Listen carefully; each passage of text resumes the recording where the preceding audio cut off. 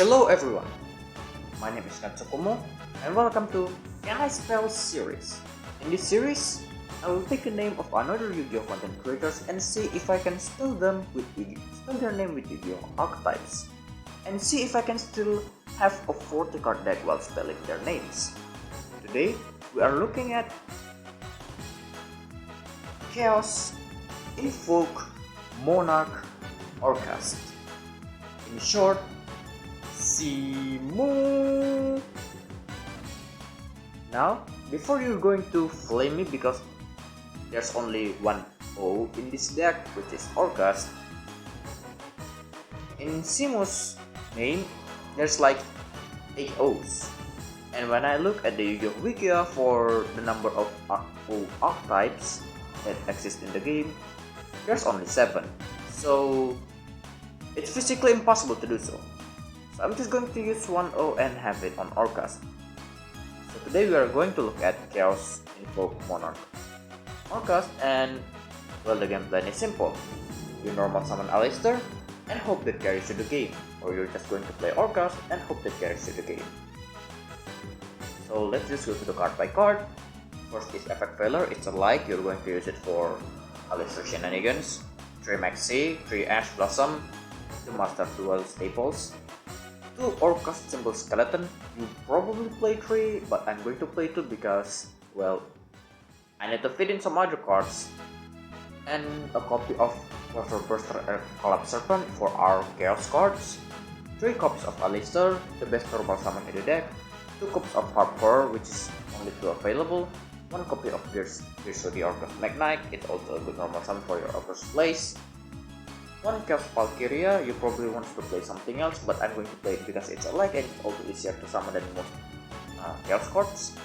1 Zaborg the Thunder Monarch, 1 Kais the Shadow Monarch, and 1 Kuraf the Light Monarchs are your entire Monarchs lineup in this deck, and probably the only one that you want to play simply because they are a like and a dark.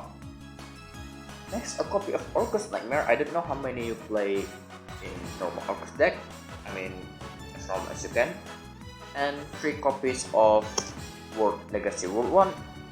And then there are some other cards that you also want to play, like 1 copy of Chaos Trader, which can also banish a like and a dark for you to recycle all of your banished Orcast cards.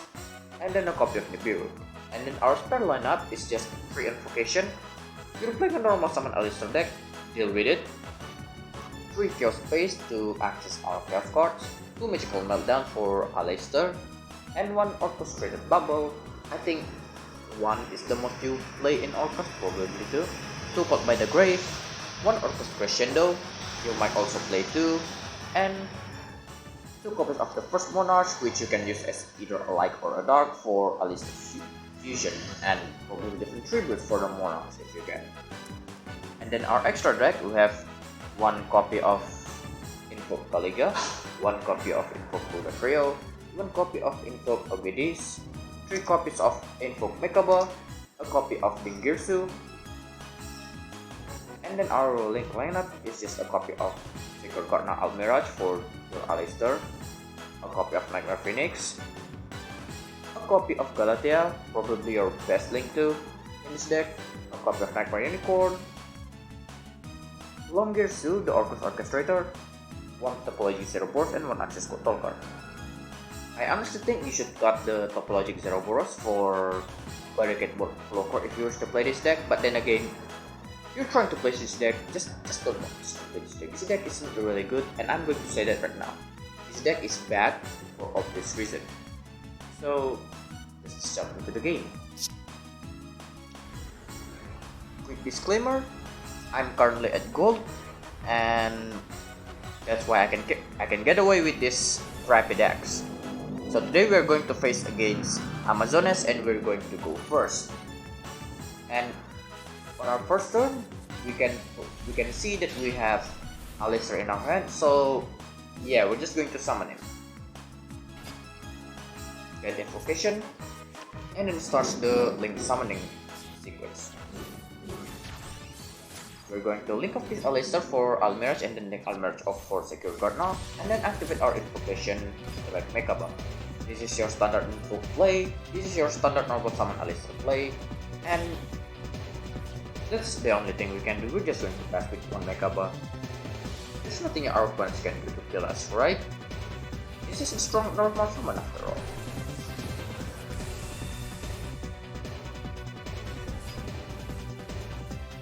We pass back to our opponents after activating the invocation effect in our graveyard to add back Alistair in our hand in case they are going to play some weird battle decks, and Amazoness is one of them, I think. They're going to summon Amazoness Trainee, I think, and then just swing into Mechaba. Their Trainee destroyed because obviously they're smaller, and then that activates their field spell. The field spell is going to special summon another Amazoness, which in this case is Amazoness Baby Tiger. They're going to set 2 and then they pass back to us. It's our turn, and we are going to draw another invocation. Not exactly the best thing probably to draw. We're going to normal summon Alistair again. Get used to this, and we are not going to get dashed. We add another invocation in our hand and then activate invocation.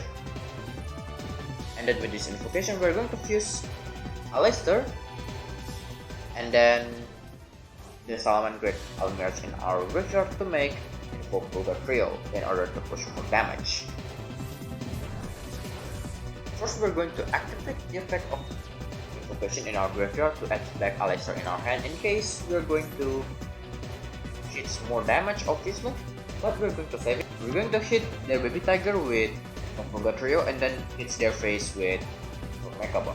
We're going to activate Amazoness Onslaught here. A pretty good card, I must say, because that allows them to special summon Amazoness Princess. That allows them to special summon another card, I think, and then they're going to activate Amazoness Baby Tiger. We're going to negate the Baby Tiger by sending Orcus Harp Horror from our hand in order to start making Orcus plays.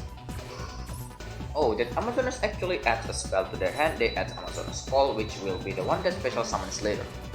We're going to hit their Amazoness Princess with Mechaba, but that allows their Amazoness Onslaught to banish our Mechaba, which is fine. We enter our main phase 2 and then we start our Orcus combos. First, we activate Orcus Harp Horror, banish itself, and then summons an Orcus from our deck. In this case, we're going to summon Girsu the Orcus Magnite. Activate the effect of Girsu by sending an Orcus to our deck. From our deck to the graveyard, which is Orcus Nightmare.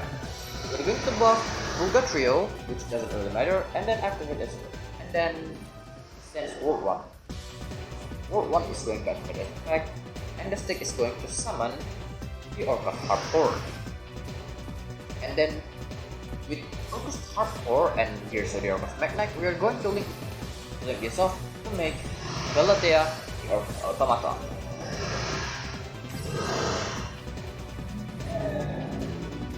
With Galatea, we're going to cycle our Mechaba. Yes, you can do that. And then set Orcus Straight double. So we can do our plays in there, in our opponent's turn. This card is crazy, I don't know why they print it. Which is probably why Orcus Harper is still banned in the TCG. We're going to pass back to our opponents and see if they can break our board, honestly. They're going to summon Amazoness Princess again, activate this effect, and then we're going to activate Galatea in response to that to recycle our Orcus monsters, and then they activate Amazoness Call in response to special summon another Amazoness, but we're going to chain it with Ash Blossom in order to negate the summon. However though, they open the last card in their hand is Forbidden Droplet, and they send the Amazoness Call and their set Pushing Substitute, which is weird, I don't know why they play it. They're going to negate both our Galatea and Bulga Trio's effect and then half their attack.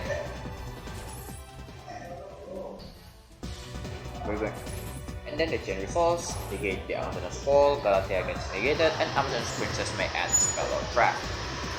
They're going to add Amazoness Heirloom, which is an equip spell that they can equip to the Amazoness Princess, so it can hit every single monster in our field by the effect of Amazoness Fall, I think. I don't know, I don't play Amazoness, so I might comment on some wrong things here. They're going to hit Galatea first to deal damage obviously, and then they're going to banish it, which is bad for us because in this list I don't have another link, Dark Link to go into. So yeah, this is going to be a hard game that we must sit on invocation place. They're going to hit again, but then use the effects of Amazon's Princess by sending their field spell. We're going to respond by activating the effect of Alistair the Invoker to increase the attack of his Ruga Trio to deal more damage.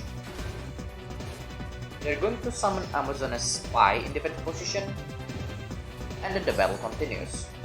They hit but doesn't crash because of Heirloom, and the effect of Onslaught banish our Ruga Trio. So far it's still fine because this isn't really the hardest board to break. I mean, it's not even hard to break at all. But then, they link their monsters off and make Verte. So you know what that means. They should have just banned either Fusion Destiny or even just Verte instead of banning Celestial. But here we are. They're going to pay 2000, send Fusion Destiny, and then activates its effect to send both Dasher and I forgot what it's called. Denier. They're going to send both Dasher and Denier to summon DPE. And then they activate DPE's effect to pop Verte and our orchestrated bubble. That's bad because we can't really do our plays anymore. But it's fine because we can still do those plays in our turn. First, we're going to draw Harp Horror, fine, and then activates the effect of Harp Horror in our graveyard, banishing it in order to summon an Orcust from our deck. We're going to summon Orcust symbol Skeleton here, having its attack reduced by DPE, but doesn't matter. We're going to activate the effect of Bubble to add it back to our hand, but we're not going to activate Bubble just yet. Instead, we're going to activate Invocation in order to summon Info Caliga by using their Denier so they don't really summon it again. The reason why we're using Invocation to summon Info Caliga is so their DPE, in case we are missing Lethal here, do not float. And you know what? I summon Caliga in defense position. So yes, we miss Lethal. We're going to tribute Symbol Skeleton to summon Zaborg the Thunder Mirage in order to pop its DPE, forcing their chain. They're going to activate its effect to pop itself and then the Zaborg, which is fine because their DPE doesn't float anymore due to the Caliga Floodgate. So we're just going to activate Invocation and resets this Alistair back to our hand.